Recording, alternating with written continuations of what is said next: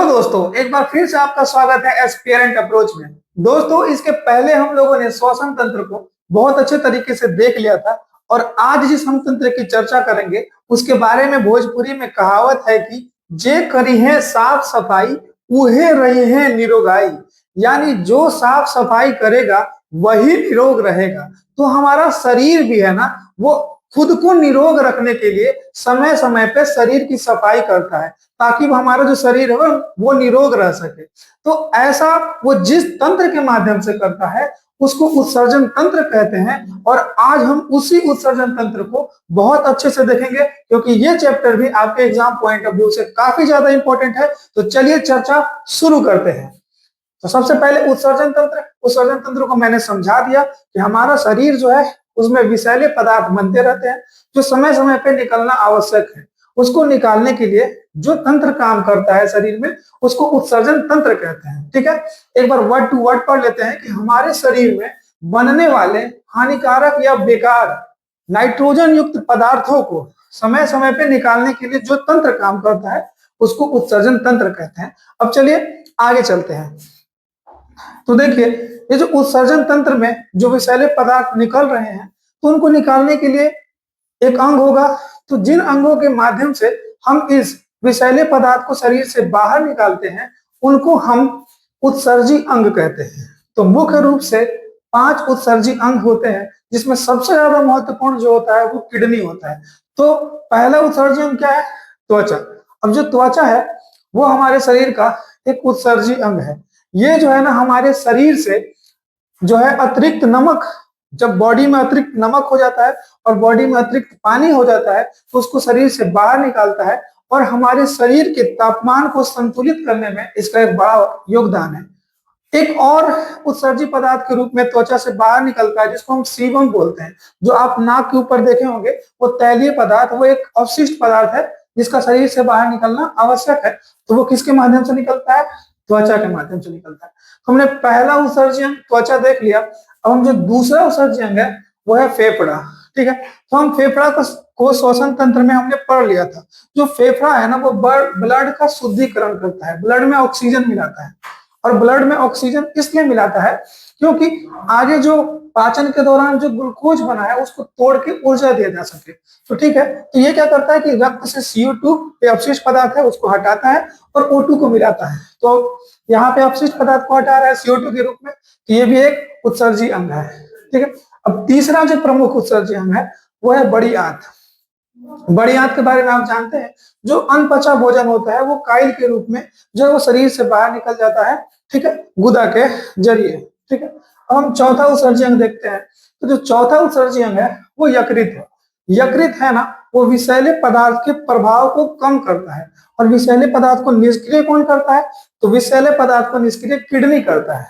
ठीक है, तो ये जो है ना उसके प्रभाव को कम करता है। जैसे हमारे शरीर में अमोनिया बनता है तो अमोनिया ज्यादा हानिकारक है, तो अमोनिया को ये यूरिया में चेंज करता है। ठीक है, और जो वृक्क है, किडनी है, वो क्या करता है कि यूरिया का उत्सर्जन करता है, यूरिया का निष्कासन करता है शरीर के बाहर और रक्त का जो है वो छानता है। ठीक है, तो किडनी का मुख्य काम क्या है? किडनी एक उत्सर्जी अंग है जो कि यूरिया का उत्सर्जन करता है, शरीर के बाहर निकालता है और रक्त का जो है वो छानता है, रक्त को छानता है। ठीक है, अब यहाँ पे हम आगे चलते हैं, आगे टॉपिक देखते हैं कि नाइट्रोजन युक्त उत्सर्जी पदार्थ के आधार पर जीवों को हम लोग 4 पार्ट में डिवाइड करते हैं।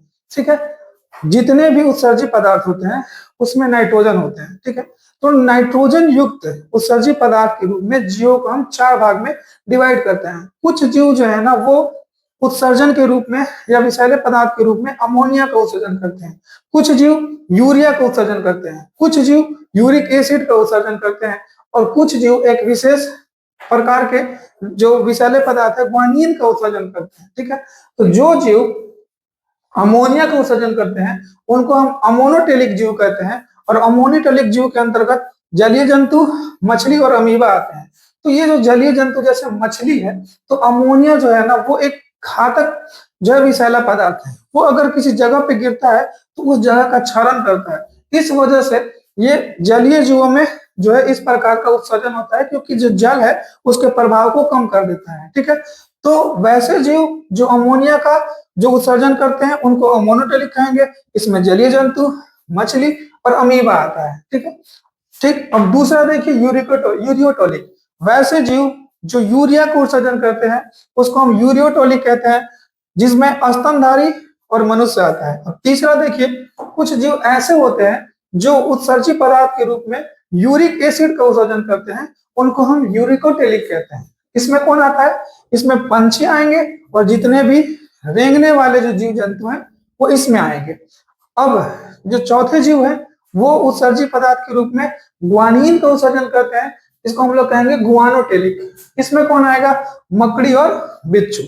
अब हम जो है वो मुख्य उत्सर्जी अंग के जिसको किडनी कहते हैं, जो पांचों में सबसे ज्यादा महत्वपूर्ण है वो किडनी है, उसकी हम चर्चा करेंगे बहुत आराम से। ठीक है, अब यहाँ पे देखिए जो किडनी है उसके बारे में देखिए, ये जो है ना हमारे शरीर का मुख्य उत्सर्जी अंग है। ये जो है ना ये ब्लड को फिल्टर करता है, रक्त को छानता है, रक्त में से खराब पदार्थ यूरिया को रखता है और यूरिया को शरीर से बाहर निकालता है, और जो अच्छे पदार्थ है वो ब्लड को दे देता है ताकि ब्लड शरीर को पहुंचा दे। ठीक है, तो रक्त छनन का कार्य करता है कौन?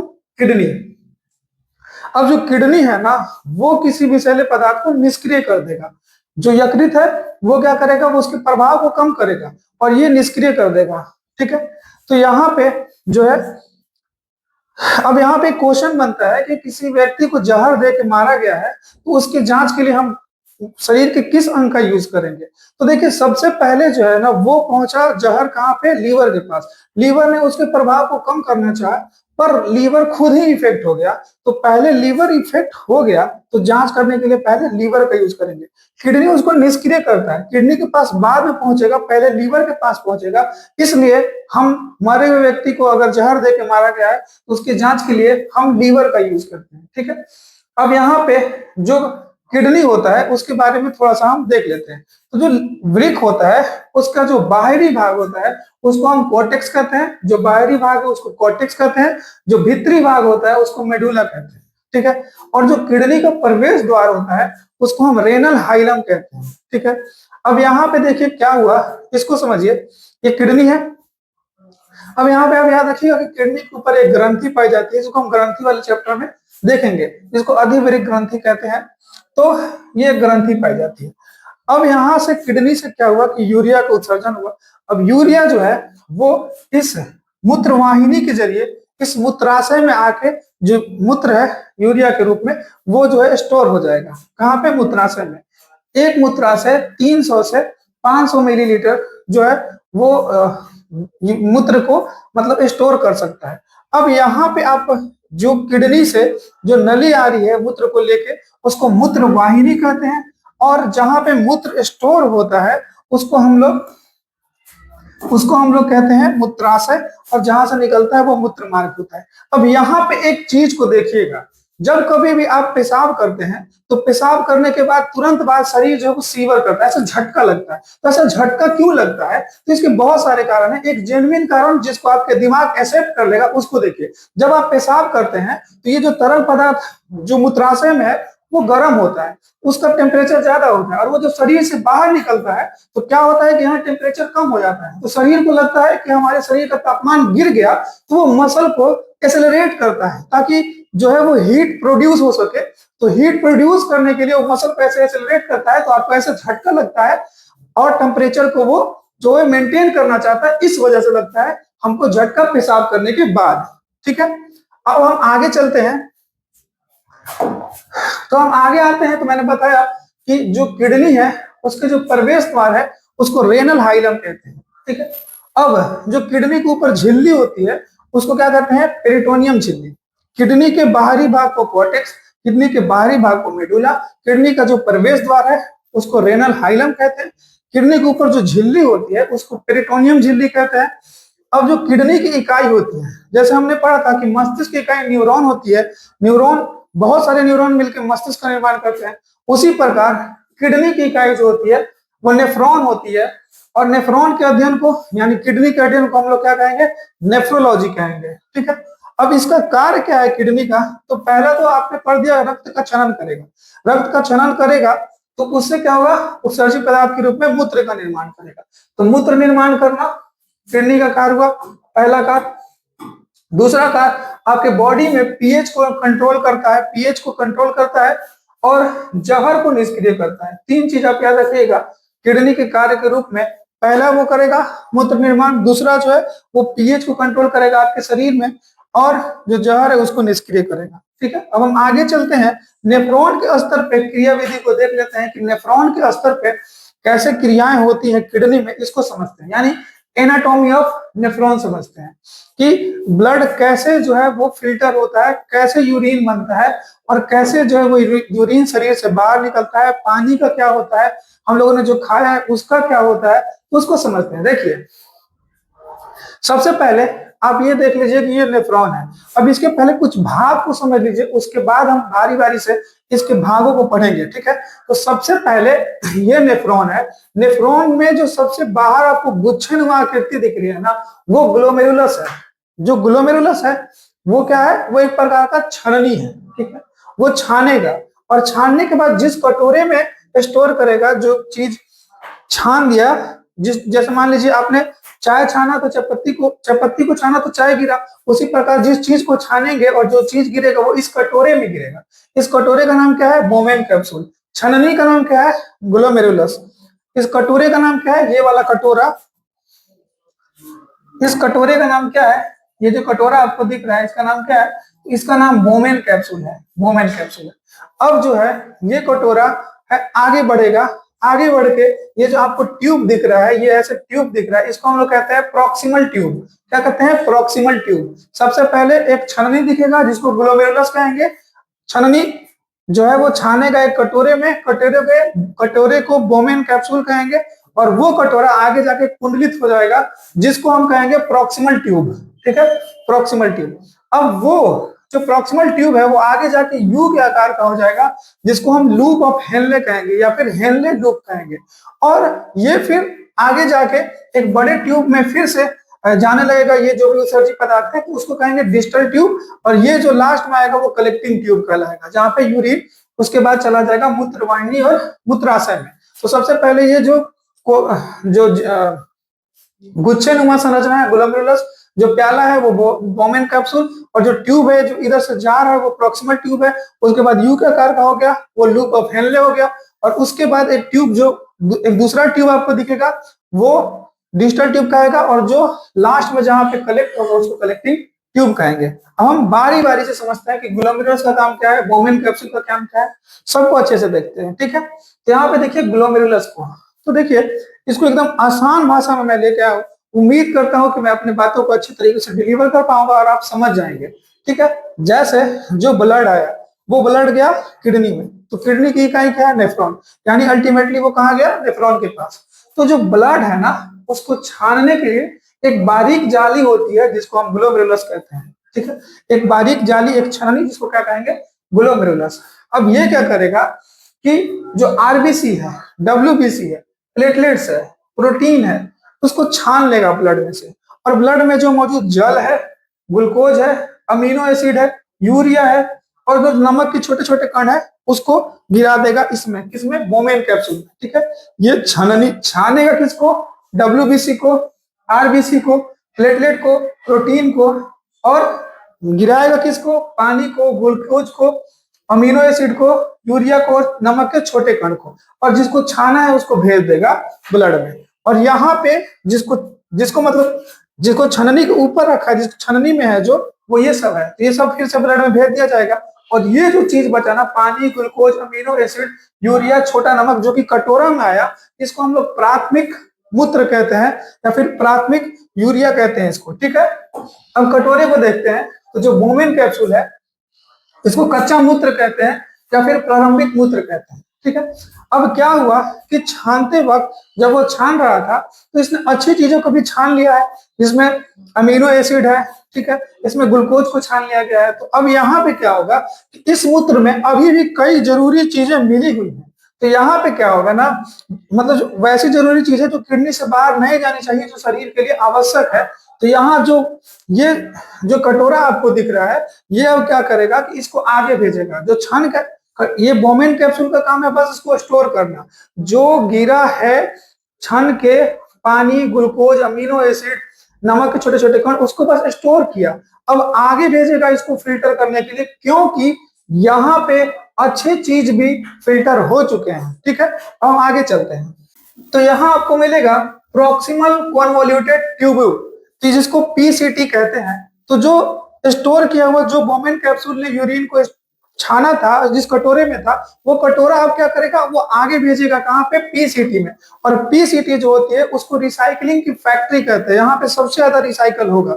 तो यहाँ पे क्या होगा, यहाँ पे नेफ्रॉन जो होता है इस लेवल पे सबसे ज्यादा काम करता है, क्योंकि यहाँ पे जो है ना, यहाँ जो पीसीटी ट्यूब है उसमें छोटे छोटे माइक्रोविलाई होती है, छोटे छोटे उभार होते हैं, जहां से फिर से क्या किया जाएगा, रीएब्सॉर्प्शन किया जाएगा। जो आ चुका है अच्छा चीज उसका क्या किया जाएगा, पुनः अवशोषण किया जाएगा। किसके माध्यम से, माइक्रोविलाई के माध्यम से। इस पीसीटी में क्या होता है, माइक्रोविलाई, जो कि नेफ्रॉन जो ग्लूकोज है उसको 100% भेज देगा शरीर को। ग्लूकोज का कोई काम नहीं हो सर्जन में, ठीक है, मतलब ग्लूकोज जो है वेस्ट पदार्थ नहीं आता है, उसको 100% भेज देगा शरीर को।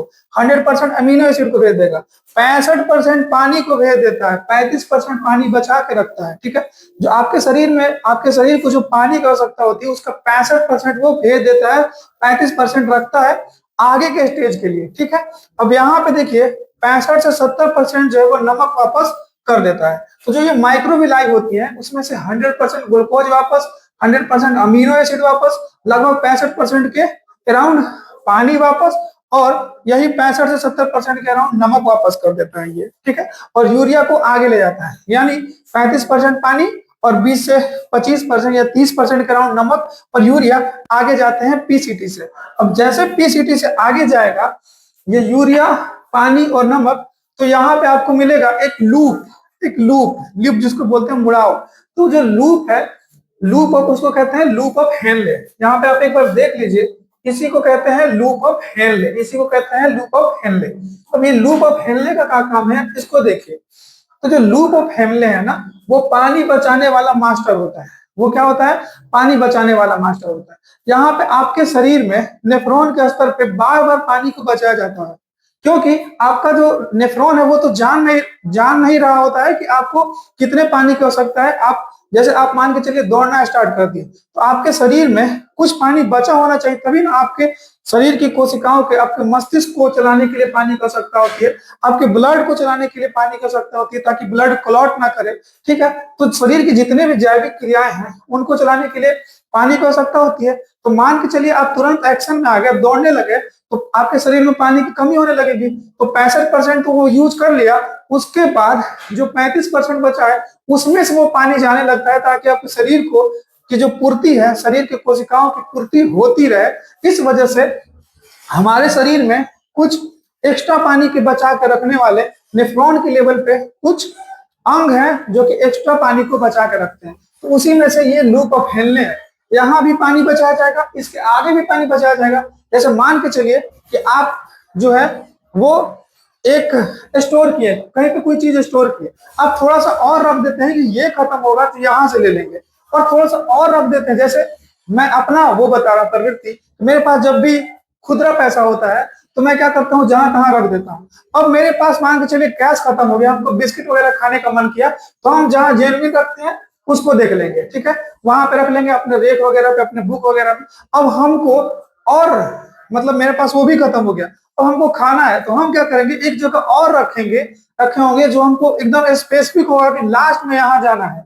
तो उसी प्रकार जो है ना नेफ्रॉन करता है। सबसे पहले तो पानी 65% दे दिया यूज करने के लिए, और आप अनाधून यूज कर लिए, और आप लगातार काम कर रहे हैं, आप लगातार दौड़ रहे हैं। ठीक है, आप लगातार जो है उस पानी का यूज कर रहे हैं, आप फास्टिंग में हैं, तो आप लगातार पानी का शरीर को यूज हो रहा है, और आप पानी पी नहीं रहे हैं। तो जो बचा बचा के आप रखा था ना नेफ्रॉन, कुछ यहाँ बचाएगा, कुछ आगे बचाएगा, तो वो शरीर को देता रहता है, ताकि जो शरीर है उसमें पानी की पूर्ति होते रहे और डिहाइड्रेशन ना होता रहे।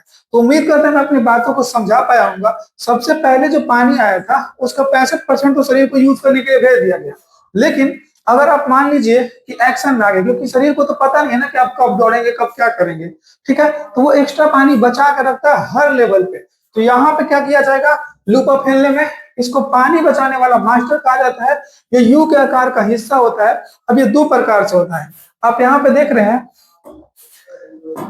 यहाँ पे एक बार देखिए कि भाई ये गिर रहा है और एक बार फिर ये उड़ रहा है, एक बार गिर रहा है एक बार उड़ रहा है, तो एक इसको कहेंगे डिसेंडिंग लूप, डिसेंडिंग लिम्ब, और एक बार कहेंगे असेंडिंग लिम्ब। अब यहाँ होता क्या है, देखिए यहाँ पे देखिए लूप हम फैलने को क्या कहते हैं, पानी बचाने वाला मास्टर। ये यू के आकार का होता है। ये दो प्रकार का होता है, एक होता है डिसेंडिंग और दूसरा होता है असेंडिंग। जो डिसेंडिंग होता है ना, वहां से सिर्फ पानी को भेज सकते हैं। यानी जो लूप ऑफ हेनले है उसमें जो गिर रहा है लूप, जो डिसेंडिंग लूप है, उसमें हम पानी को वापस भेज सकते हैं, नमक को नहीं भेज सकते। अब जैसे ही आप पानी को, शरीर को एक्स्ट्रा पानी की आवश्यकता होगी तो यहाँ से भेज दिया जाएगा, ठीक है पानी। अब पानी भेज दिया, नमक नहीं भेजा, तो यहाँ पे क्या होगा कि जो पेशाब है वो गाढ़ा हो जाएगा, क्योंकि यूरिया भी पहले से है और नमक भी है और पानी कम हो गया, तो पेशाब गाढ़ा हो जाएगा। और फिर जैसे ही आइएगा ऊपर में जो असेंडिंग लूप है, तो असेंडिंग लूप में क्या होगा, असेंडिंग लूप में क्या होगा कि यहाँ से सिर्फ ऐसे माइक्रोविलाई लगे हुए हैं कि यहाँ से सिर्फ नमक जा सकता है, पानी नहीं जा सकता है। तो यहाँ क्या होगा, इससे शरीर को नमक और पानी दोनों को कंट्रोल करने में मदद करती है। वहां को पानी कंट्रोल कर लिया, यहाँ से शरीर से नमक को निकाल दिया। अब नमक को निकालने से जो गाढ़ा हुआ था यूरिन, अब वो फिर से पतला हो जाएगा, ठीक है। अब यह हिस्सा शरीर में पानी बचाने वाला असली मास्टर है, डिसेंडिंग लूप। अब यही जो डिसेंडिंग लूप है, सॉरी असेंडिंग लूप है, वो जो रेगिस्तान में रहने वाले जानवर होते हैं, जैसे ऊंट हो गया या फिर और भी जो रेगिस्तान में रहते हैं जानवर, उनमें ये जो असेंडिंग लूप है वो जो बहुत लंबा होता है, ताकि जो उधर से पानी डिसेंडिंग होने के टाइम मैंने पानी जो शरीर को दे दिया था, यहां से क्या करें कि उसमें नमक की मात्रा को हटा दे और पानी बहुत ज्यादा देर तक हम स्टोर कर पाए शरीर को देने के अलावा, ठीक है। आप समझ गए यहाँ तक की बातों को। फिर से मैं एक बार आपको रिकॉल कर देता हूँ। देखिए नेफ्रॉन का काम है कि पानी, एक तो काम है फिल्टर करना और दूसरा काम है पानी को बचा के रखना। पहले बार जब वो पीसीटी में किया था तो 65% शरीर को भेज दिया था और 35% पानी को आगे भेजा था। पर आप जब व्यायाम करने लगे, आप जब कोई शारीरिक क्रियाएं करने लगे और आप जब पानी को यूज नहीं कर रहे, आपके पास पानी नहीं आ रहा है, तो अब क्या करेगा, वो जो 35% पानी है उसमें से पानी देना स्टार्ट करेगा, किसको, शरीर को। तो अलग अलग लेवल पे देगा, पहले तो हेनले ऑफ लूप में देगा, फिर अब आगे देगा, ठीक है। आप समझ गए कि हेनले ऑफ लूप किसमें लंबा होता है, रेगिस्तानी जानवरों में यह हिस्सा बहुत लंबा होता है। अब हम आगे चलते हैं, आगे चलेंगे तो यहाँ पे आपको दिखेगा डिस्टल कॉन्वोलेटेड ट्यूब। यहाँ पे आपको देख लीजिए डिस्टल कॉन्वोलेटेड ट्यूब को एक बार देख लीजिए। ये जो आपको दिख रहा है वो डिस्टल कॉन्वोलेटेड ट्यूब है। ये है हेनले ऑफ लूप, ये प्रॉक्सिमल ट्यूब है, ये है लूप ऑफ हेनले और ये है डिस्टल कॉन्वोलेटेड ट्यूब। अब इसको देखेंगे डिस्टल कॉन्वोलेटेड ट्यूब को, तो यहाँ पे देखिए ये जो है ना, यहाँ किडनी अंतिम एडजस्टमेंट करता है। यहाँ पे आपको हार्मोन कार्य करते हैं, एल्डोस्टेरोन और एडीएच, एल्डोस्टेरोन और एडीएच, ठीक है।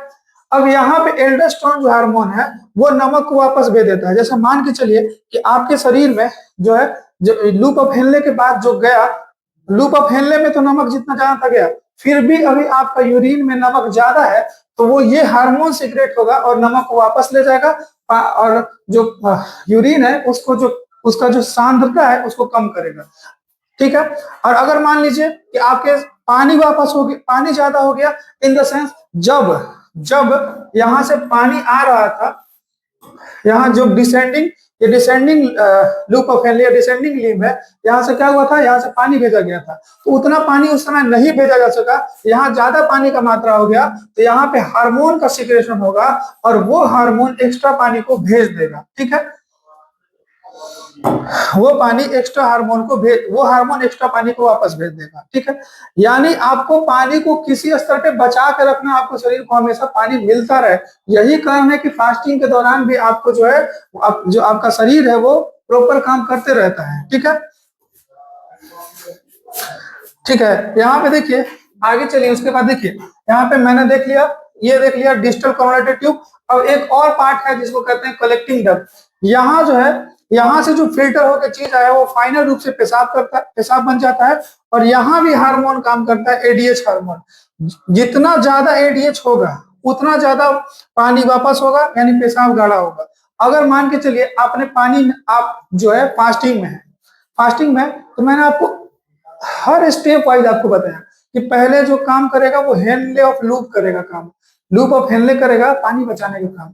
उसके बाद हेनले ऑफ लूप के बाद ये करता है distal converted tube. Distal converted tube के बाद करता है ये कलेक्टिंग डक्ट। अब यहां से भी आप जो शरीर को पानी नहीं दे रहे हैं तो आपके शरीर में एडीएच का स्रावण होगा, और जितना ज्यादा एडीएच का स्रावण होगा उतना पानी वापस होगा आपके शरीर को और आपका पेशाब गाढ़ा होगा। यही कारण है कि आप देखिएगा कि फास्टिंग के दौरान जो होता है आपका पेशाब गाढ़ा होता है। ठीक है, तो फास्टिंग के दौरान पेशाब गाढ़ा क्यों होता है, इसको देखिए कि जब आप फास्ट रहते हैं, जब आप व्रत में रहते हैं, तो क्या होता है कि आपके शरीर में जो एडीएच है ना वो ज्यादा बनता है, एडीएच हार्मोन ज्यादा बनता है। और एडीएच हार्मोन जब शरीर में ज्यादा बनेगा तो उतना ज्यादा पानी वापस होगा, और जब पानी ज्यादा वापस होगा ताकि आपके शरीर को पानी की पूर्ति होती रहे तो आपका जो पेशाब है वो गाढ़ा होगा। तो यही कारण है कि फास्टिंग के दौरान जो पेशाब है वो गाढ़ा होता है। ठीक है, और दूसरा देखिए कि आपके शरीर में अगर आप बहुत ज्यादा पानी पी रहे हैं, ठीक है, तो आपके शरीर में अब एडीएच है वो कम बनेगा, अब जो पेशाब है वो ज्यादा होगा और हल्का होगा। ठीक है, तो ये है आपको कलेक्टिंग डक्ट, और इसके बाद निकल जाएगा आपका यूरिन। ठीक है, अब मूत्र को देखिए, मूत्र को एक बार मैं फिर से अगर कहिएगा तो जल्दी जल्दी समझा दूंगा। देखिए 1 मिनट से कम समय में देखिए, 1 मिनट से कम समय में देखिए, यहाँ पे एक बार अच्छे समझिए। सबसे पहले क्या था, ग्लोमेरुलस। ग्लोमेरुलस क्या किया, फिल्टर का काम किया। फिल्टर करते समय अच्छी चीज को फिल्टर कर दिया। फिल्टर किसको किया, आरबीसी डब्ल्यूबीसी प्लेटलेट्स को फिल्टर किया और ब्लड में वापस भेज दिया। और जिसको फिल्टर किया, जिसको छाना, वो है पानी, ग्लूकोज, अमीनो एसिड, यूरिया और छोटे नमक। इसको जिसमें छाना वो है बोमेन कैप्सूल। अब बोमेन कैप्सूल बस छानने का काम किया है, छानने का काम किया, बस स्टोर करने का। उसके बाद आगे भेजना है ना इसको, ताकि अच्छी चीजों को छान लिया जाए। तो वो भेजेगा रिसाइकलिंग फैक्ट्री के पास, जिसको पीसीटी कहते हैं। पीसीटी क्या करेगा, अच्छी चीजों को छान लेगा, क्योंकि इसमें माइक्रोविलाई है, वो अच्छी चीजों को छान लेगा, जिसमें 100% ग्लूकोज को छान लेगा, 100% अमीनो एसिड को छान लेगा, पानी को 65% और नमक को भी 65 से लेकर 70% तक वो छान लेगा। ठीक है, और यूरिया को आगे भेज देगा पानी के साथ, जो बचा हुआ पानी है और जो बचा हुआ नमक है। ठीक है, अब आगे जाइएगा तो आपको मिलेगा लूप ऑफ हेनले। अब लूप ऑफ हेनले का काम क्या है कि जो पानी आया है 35%, उसमें से भी कुछ पानी शरीर को दे दे, लेकिन ये तभी देगा जब आपके शरीर में पानी की कमी होगी। अगर आप प्रॉपर पानी ले रहे हैं तो फिर वो 65% से फिर 65% जाता रहेगा। तो ये जो एक्स्ट्रा पानी है बचाना है इसको, जितना 20% या 10%, ये मैक्सिमम 20% और पानी दे सकता है। ठीक है, तो ये 20% नहीं देगा, जब आप पानी पीजिएगा तो ये ज्यादा एक्टिव नहीं होगा। ठीक है, तो जब आप पानी नहीं पीजिएगा उस समय ये ज्यादा एक्टिव होगा। 20% पानी, जो 35% बचा है उसमें से 20% पानी लौटा सकता है शरीर को सर्वाइव करने के लिए, वो उसको पावर दे सकता है। ठीक है, तो लूप ऑफ हेनले समझ गए। अब लूप ऑफ हेनले में 2 होता है, एक डिसेंडिंग होता है, एक असेंडिंग होता है। जो डिसेंडिंग होता है वहां से पानी वापस जा सकता है, नमक नहीं जा सकता है। अगर नमक वापस नहीं गया तो क्या होगा, जो पेशाब है वो सांद्र हो जाएगा, पानी कम हो गया, नमक ज्यादा हो गया, तो पेशाब है वो गाढ़ा हो जाएगा।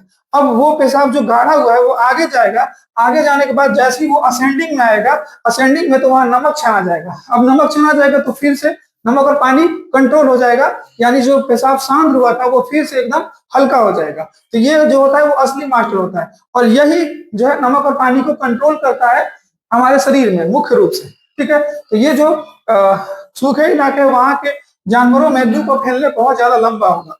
अब अगर मान लीजिए कि आप यहाँ तक भी आपने पानी का सेवन नहीं किया, तो लूप ऑफ हेनले आपको 20% दे दिया, तो अब बचा कितना, 15% पानी बचा। अब अगर यहाँ पे क्या होगा, जो डिस्टल कन्वोल्यूटेड ट्यूब है वो क्या करेगा कि वो हार्मोन का श्रावण करेगा, एक एडीएच हार्मोन का श्रावण करेगा और एल्डोस्टेरोन का श्रावण करेगा। तो एल्डोस्टेरोन जब श्रावण करेगा तो अगर मान के चलिए उस पेशाब में नमक ज्यादा है तो नमक को वापस कर देगा, उस पेशाब में पानी ज्यादा हो गया है तो उसको पानी को वापस कर देगा। लेकिन अगर मान लीजिए कि आपने फिर भी पानी नहीं पिया, तो लास्ट में आइएगा आप कलेक्टिंग डक्ट में। अब जब आप पानी नहीं पीजिएगा तो एडीएच ज्यादा होगा आपके शरीर में, एडीएच हार्मोन ज्यादा सीक्रेट होगा, और जो ये बचा हुआ पानी है उसमें से पानी शरीर को भेजा जाएगा। अब जब शरीर को पानी भेजा जाएगा तो पेशाब गाढ़ा हो जाएगा। फास्टिंग के दौरान ऐसा होता है, और जब पीते रहिएगा तो इसका जो फॉर्मेशन है वो कम होगा और पेशाब हल्का होगा। ठीक है, अब देखिए मूत्र को, जो मूत्र है उसका पीला रंग होता है यूरोक्रोम के कारण। ठीक है, यूरोक्रोम एक पिगमेंट है, एक वर्णक है, जिसको ऐसे मूत्र का रंग पीला होता है। इसका पीएच वैल्यू 6 होता है, इसमें जल का मात्रा 95% होता है, और 5% में क्या क्या होता है इसको देखिए। तो ये जो 5% है उसको 3 और 2 में बांट दीजिए। जो 2% है उसमें मिनरल्स हो जाएंगे, मिनरल्स, और जो 3% है उसको 2.7 और 0.3 में बांट लीजिए। यानी 2.7 इसमें यूरिया होता है, 0.3 इसमें यूरिक एसिड होता है। एक बार फिर से देखिए, 100% में 95% तो जल हो गया, 5% को दो भाग में बांटना है, 3 और 2 में। 2 क्या है? खनिज लवण। अब 3 को भी बांटना है 2 भाग में, जिसमें 2.7 और 0.3, 2.7 यूरिया है और 0.3 जो यूरिक एसिड है। ठीक है, तो इस प्रकार आप याद रख सकते हैं। अब याद रखिएगा, जो किडनी में स्टोन होता है, जो पथरी होता है, वो किस चीज का बना होता है? कैल्शियम ऑक्सीलेट का बना होता है। तो इस प्रकार मैंने उत्सर्जन तंत्र को एक परिबद्ध तरीके से आपको समझाने का प्रयास किया, नेफ्रॉन की क्रियाविधि को अच्छे तरीके से समझाने का प्रयास किया। उम्मीद करते हैं आप समझ गए होंगे। अगर आपको मेरे वीडियो से थोड़ा सा भी फायदा होता है तो ज्यादा से ज्यादा जरूर शेयर करें। धन्यवाद।